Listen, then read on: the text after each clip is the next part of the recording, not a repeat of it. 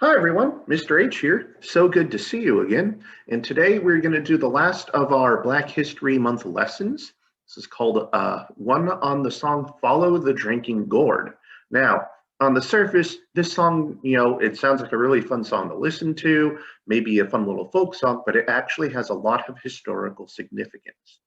So, really quickly, to give you some background, during the 1800s, many slaves in the southern states attempted to escape to the north, either to northern states or even to Canada.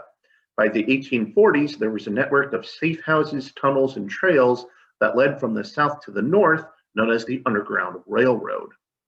Now, I didn't write it down here, but what was important about the Underground Railroad is that it was secret. During the day, they looked like every normal house, but during the night, they helped sneak out enslaved people to the north. And this was a very dangerous thing because people could go from southern states into northern states and take their slaves back. That was allowed. So they tried to get them all the way to Canada where they couldn't touch them. Now, one of the most famous conductors of the railroad was Harriet Tubman, whose picture's on the bottom right there. She was a escaped slave herself. Now, she helped hundreds of slaves escape to the north and to freedom. Another conductor was a sailor who went by the name of Peg Leg Joe, who went undercover and worked as a handyman in southern plantations. So he'd show up, he'd help them build a shed or, I don't know, fix a door or something like that. And he'd stay there for a couple of days, get paid and move on. At night, he would go to the slaves and teach them a song called Follow the Drinking Gourd. While the song seemed innocent at first, it actually had secret instructions to lead slaves to the Underground Railroad, where Harriet Tubman and Peg Leg Joe would help them escape. The drinking gourd in the song is actually the Big Dipper, a constellation which points to the North Star. If you see the picture there, the Big Dipper, if you actually look at it and you look at these two stars on the far right, they point straight up, and there's the North Star right there. As long as you know where the Big Dipper is, you know where the North Star is, which always points you north. So we're actually going to listen to a story about following the drinking gourd. Oops, it's about to get started, so I'm going to pause it real quick. Again, this is my friend Mrs. Farwell, and she's going to read us the story, which has a little bit of music in it. So here we go. Follow the Drinking Gourd. Story and pictures by Jeanette Winter.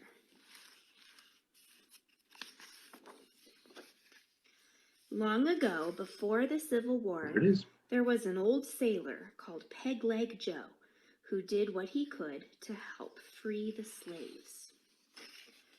Joe had a plan. He'd use hammer and nail and saw and work for the master, the man who owned slaves on the cotton plantation. Joe had a plan. At night, when work was done, he'd teach the slaves a song that secretly told the way to freedom. Just follow the drinking gourd, it said. When the song was learned and sung all day, Peg Leg Joe would slip away to work for another master to teach the song again. One day, a slave called Molly saw her man James sold to another master. James would be taken away, their family torn apart, just one more night together. A quail called in the trees that night, and Molly and James remembered Joe's song. They sang it low. When the sun comes back and the first quail calls, follow the drinking gourd, for the old man is awaiting for to carry you to freedom. If you follow the drinking gourd. Mm-hmm. They looked to the sky and saw the stars. Taking their little son Isaiah, old Hattie, and her grandson George, Molly and James set out for freedom that very night, following the stars of the drinking gourd. They ran all night through the fields till they crossed the stream to the woods. When daylight came, they hid in the trees, watching, listening for the master's hounds to set loose to find them. But the dogs lost the runaway's scent at the stream, and Molly and James and Isaiah, old Hattie, and young George were not found. They hid all day in the woods. At night, they walked again, singing Joe's song and looking for the signs that marked the trail. The river bank makes a very good road. The dead trees will show you the way. Left foot, peg foot, traveling on. Follow the drinking gourd. Walking by night, sleeping by day, for weeks they traveled on. Sometimes berries to pick and corn to snatch, sometimes fish to catch, sometimes empty bellies to sleep on, sometimes no stars to guide the way. They never knew what lay ahead. There was danger from men who would send them back, and danger from hungry beasts, but sometimes a kind deed was done. One day, as they hid in a thicket, a boy from a farm found them. In a bag of feed for the hogs in the wood, he brought bacon and cornbread to share. Singing low, they traveled on. The river ends between two hills. Follow the drinking gourd. There's another river on the other side. Follow the drinking gourd. On and on they followed the trail to the river's end.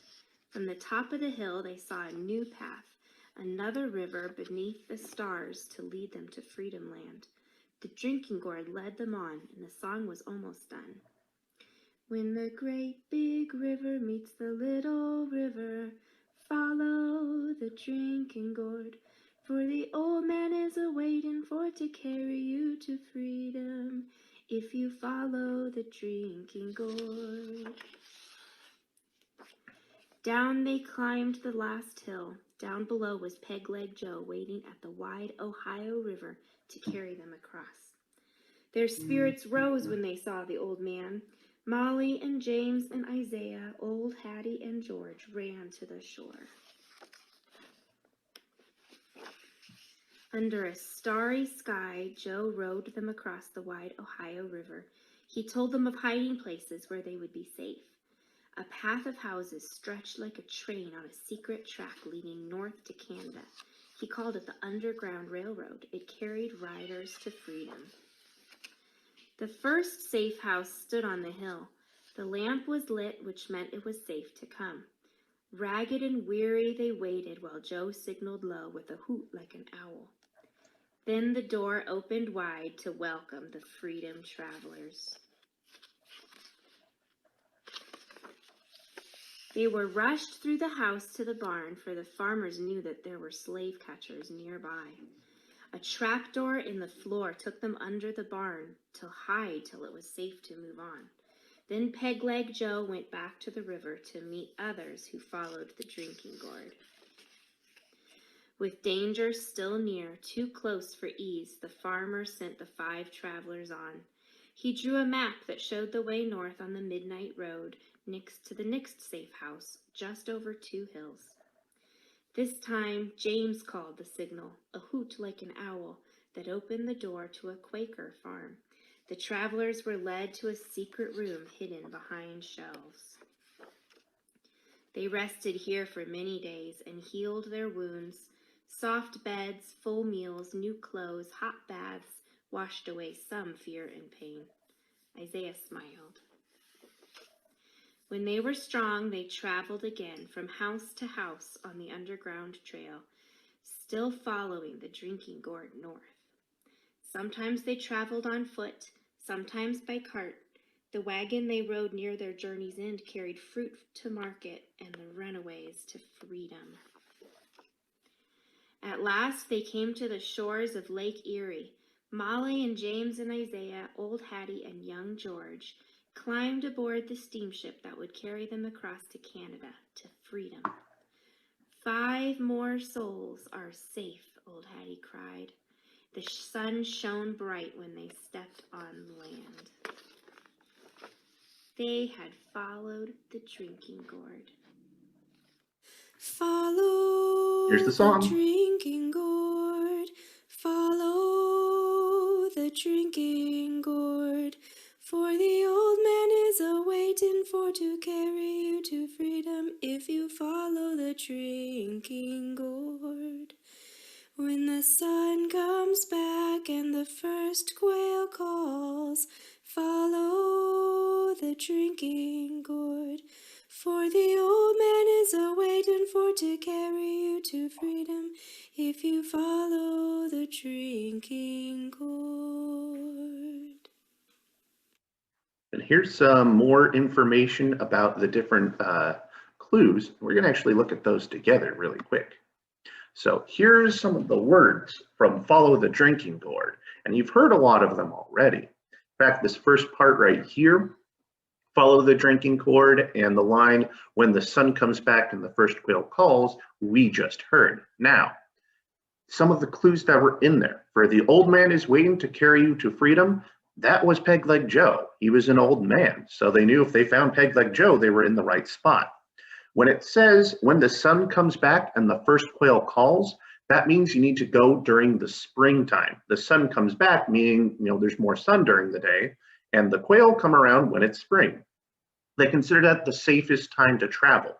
Now, obviously, they only traveled, if you remember in the story, they only went at night because going during the day was too dangerous. They still had a lot of the slave masters out looking for lost slaves. They sent their dogs after them. So they had to hide during the day and travel at night. And sometimes they did this for weeks. It took a long time. The riverbank makes a very good road. The dead trees show you the way, left foot, peg foot traveling on. That's telling them that you needed to go to the river. It was a good road, so they followed the riverbank, they'd be fine. If they found dead trees with a written left foot and a peg leg, that was kind of like Old Man Joe or Peg-Leg Joe's signature, saying, yes, you're going on the right way, keep going. Now, the river ends between two hills. There's another river on the other side. They know if they're on the right spot, if the river they were following stopped at two hills. And when they went over those hills, they saw Peg-Leg Joe on the other side, and he carried them to freedom. So this was a song that helps people with secret codes and secret instructions to get going where they were going. And again, here's some of the music that we saw and some of the music that we heard. Now, this song got very popular that, in fact, it was, as you can see, written down in regular music notation and published in the 1920s as a folk song. But people didn't realize until much later that it was actually the secret song that let people get from the south to the Underground Railroad to Canada. And if you look right there, that is an actual drinking gourd. You see how it kind of looks like Big Dipper, maybe just a little bit? So as long as they followed that drinking gourd in the sky, they could get to freedom. All right, so that's all the time we have for today. I hope you enjoyed these history lessons about Black History Month, the music that goes with it, and some of the famous musicians and people involved. When we get to next week, we're going to start learning some different things, but until then, have a good day, and I'll see you all later.